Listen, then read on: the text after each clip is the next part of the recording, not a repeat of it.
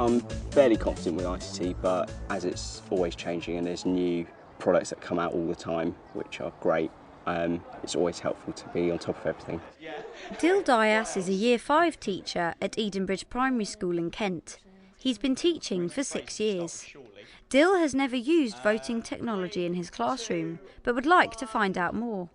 So we've challenged him to discover as much as he can about using this technology and to transfer the skills he picks up into his own classroom. I'm excited about the visit today. I'm eager to learn whether the voting system can be used to enhance learning for a whole unit rather than just a lesson, because I'm aware they can do that. Following his progress through the challenge, you'll find out, among other things, how to create interactive presentations, how voting technology can help monitor progress, and how to create self-paced activities. If you want to give it a go yourself, there's a range of useful videos and support materials on the page for this programme on the Teachers TV website. So Dill's travelled to Seaford to meet Kevin Morton, a PE teacher and AST at Seaford Head Community College. So how long have you had the voting system for, and how easy was it to set up initially? Well, we've had Quizdom for just about 3 years actually. It's incredibly easy to set up. There's not a great deal that you need to do for it. It's a matter of PowerPoint with an additional toolbar, and that's it. So once you've got the slides in place, you just add the directions to the slides. I think the biggest problem is the imagination, so you've got to have the imagination to come up with the idea.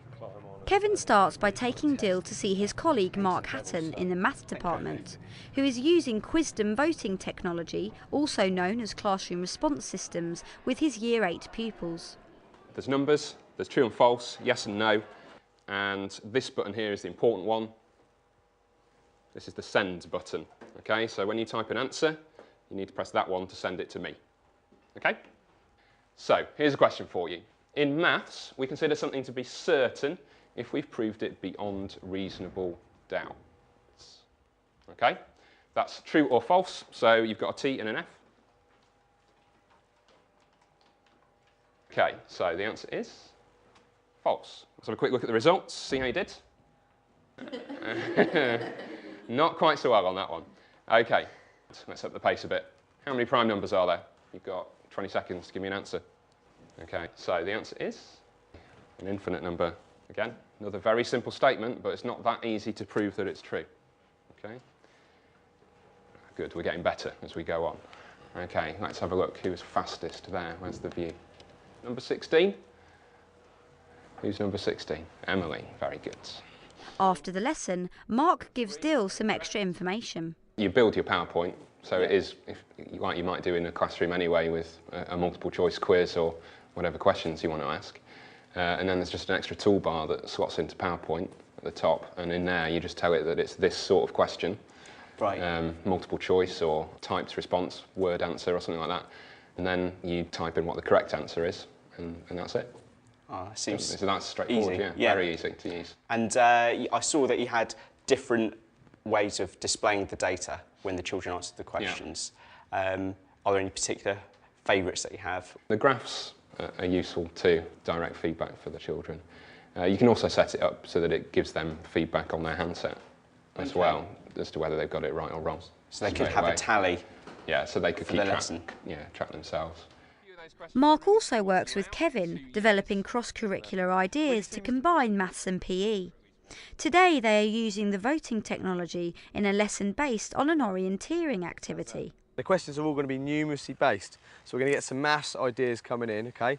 The question will come up in the top left corner. To move along the question, or back, whichever way you need to go, just use the arrows, okay? And then you can enter the detail. Kevin has devised a variety of questions. Some require the actual answer to be entered in number or text, and others need the pupils to pick the correct answer from a multiple choice question. Once you've entered your information, the send button is this top left one here, okay? So you're going to be working in pairs. It is a bit of a challenge, so obviously the speedier, the quicker you are to answer these questions and get the answers in, the quicker it will come out on my screen and I can track how fast your progress is happening. Okay, let's go. We started, 25 minutes. Students work in pairs, orienteering to different locations around the school. There's a maths question in each location, and the answer has to be typed into the voting pad. So I mean, the way it's set up, we have this, which is a hub. So this item here plugs into USB, and this will pick up all the information from the handsets. Yeah. Technically, the signal is supposed to go 300 metres, but they do need to be within kind of line of sight. On here, obviously, we can measure when the students start answering the questions. See, the crosses will dictate that they've got the question wrong, the ticks, obviously, that they've got it right. And from this, I can tell not only the speed and progression that the students are making, but I can also work out in my future planning what questions they found hard. So this is one group over here, take it? Yeah. And these are the questions at the top? That's it. So we can see here that this group have got 30% of the questions right so far. So far, yeah. I can save this information. If I wanted to do the same course, same questions at the start of the year, start of the term, then do it again later at the end of the term, I could then show them the difference between the progress they've made. Oh, brilliant. So that's quite handy. Many of the activities Kevin's created are self-paced. This means all the questions are set beforehand and students answer them in any order they choose and in their own time. Make sure Sir can keep up with you guys, yeah, because these two are pretty fast. So. Pace. Thanks. Have a really good time finding this one. What's the clue in that question? Weedy. The wheelie bin's in the car park. We're not allowed to go in the car park, so it must be the bike shed. Right. The centre circle on the football pitch has a radius of 9 metres. What is the area of the centre circle? Use pi equals 3 to make the calculation easier. What the most? Where we score 3, high score 7. High score was by handset number 2, whoever that was. We got 4 right. Not many people got number 1. Most people got number 6. Kevin uses the voting technology in a variety of PE activities. I'm impressed with how the units can display the data different ways, how you can also keep referring back to it. But I didn't think that it would be possible to have such an open session with it where the children can dictate the pace. I thought it had to be teacher-led the whole way through. The voting pads are a great bolt-on for the lesson. I think that especially with children that aren't as confident, they will have that ability to communicate their answers in a more comfortable environment. Later in the day, Kevin uses the voting technology with his BTEC PE group in a more conventional classroom setting.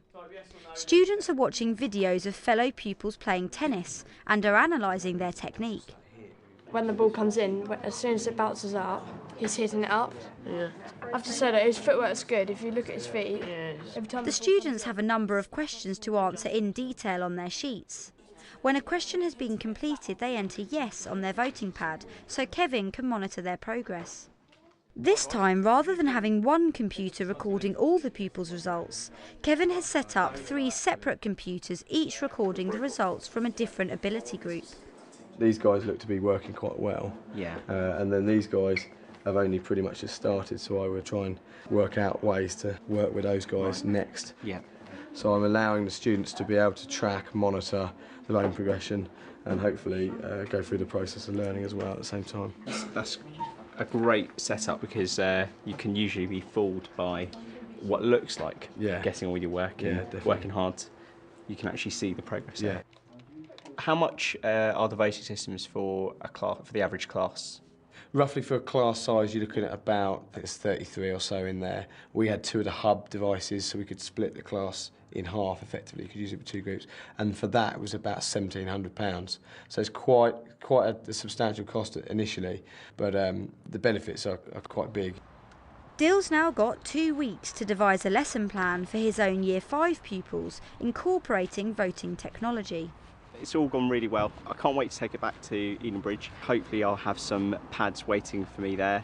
The technology seems relatively simple. I think the main thing that you'd need to have under your belt is the ability to build some presentations. If you can do that, it seems that everything's straightforward really. 2 weeks later, we're back at Edenbridge Primary School. How has Dill got on? I've been practicing with the Quizdums. I had a go myself as soon as I got them. We did have a few problems with the voting pads to start with, where some of them were connecting, some of them weren't. But really, it was just a case of switching them off, switching them on again to make sure they're all registered at one time. And that seems to have worked. We haven't had any issues since. Today, Dill is using the voting technology with his Year 5 pupils in 2 lessons, numeracy and literacy. He displays questions in a presentation he's created, which the pupils answer together. Dill is able to see how many of them have responded and use this information to decide when to move on to the results or tackle the next question. Right, we're thinking about getting to the next 10, so you might have to think about what is the next 10. 35, add something, gets me to the next 10. Okay, I've got 11 people have chosen 5. 2 people have told me what the next number is. Okay, the next multiple of 10 will be 40, you're right, but I ask you to add something to 35 to take me to 40. Dill now sets the pupils off to do some self-paced questions, where they work independently from a worksheet he's created. They enter the correct numerical answer to the questions, and Dill can monitor their progress. Where they're using addition solely, they're doing quite well. They're answering most of them. But as we move into subtraction, division, multiplication, there's fewer and fewer answers. But I've got one pupil here who's attempting them, so that is number 7, and I believe she is sitting over on the far table. So I'll go back to her now, and we'll have a look at that question and see what we can do. So what's the first thing you're going to attempt? This one. So 21 multiplied by 8, you should be able to do that in your head. Is 160. Yeah. After a few days, you start to get used to doing all the different buttons and things, and you know what to do in a situation. I think they're easy to use now, so I'm quite confident with them. It saves time for us writing it into our books. If you don't have voting pads in your classroom but would like to try a voting activity with your pupils, look below for a short how-to video detailing how to create a web-based vote. During a literacy lesson in the afternoon, Dill asks his pupils to use the voting pads to evaluate their progress against the success criteria, which he has on display in his classroom. With the voting pads, I was able to save a previous lesson's data in a spreadsheet, put that into a presentation software and show the children where they met the previous lesson's success criteria and where there was a great big hole in their learning. What is the area that's missing from the majority of our writing? What things did we miss out from our success criteria? Riley? The persuasive phrases. Yeah, I'd say that's a big gap there. 6, 7 and 8, all there. The pupils return to their books to find examples of where they've already used persuasive phrases or to create new ones. And they enter yes on their keypads to show Dill what they've completed. In literacy, when we're doing our success criteria, we don't usually like to check if we're doing it. And that helps us to check if we're getting our literacy right. I can target those people that haven't made much progress, and I can see it quite quickly. I can stay with the group, I don't need to walk around the room as much. I can look up at the board just like the rest of the children, and I can see if there's any glaring hole straight away. And I can stop the class and I can focus on that, and then hopefully they can make more progress because of it. To finish the day, Dill takes his pupils to the ICT suite, where some of them use the voting software to make their own interactive presentation. Right, Emily and Courtney have created this presentation, but their presentation, unlike yours, is interactive. And hopefully over the next week or two, you'll all be making your presentations interactive. Do you want to start us off, girls? Get ready for the first question. What was the category named after? A. Mayor. B. Head teacher. C. Prime Minister. Place your answers now. The children were all engaged. Every pupil was motivated to take part in every part of the lesson. Hopefully next year we'll be introducing the voting pads at Edenbridge. We've definitely been persuaded by its uses and the fact that it's so easy to incorporate into our lessons straight away, and the benefits that the children can experience by taking ownership of their learning and also seeing where there may be gaps in their learning and how they can fill those gaps. If you're watching this on the Teachers TV website and are interested to see how teachers of different subjects and key stages use voting technology, then have a look at the Better Learning with ICT case studies below.